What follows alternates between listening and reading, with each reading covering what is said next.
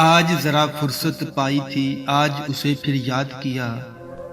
बंद गली के आखिरी घर को खोल के फिर आबाद किया। खोल की खिड़की चांद हंसा, फिर चांद ने दोनों हाथों से रंग उड़ाए, फूल खिलाए, चिड़ियों को आजाद किया।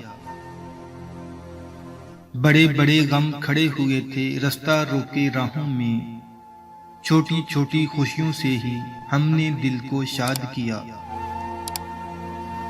बात बहुत मामूली सी थी, उलझ गई तकरारों में, एक जरा सी जिद ने आखिर दोनों को बर्बाद किया।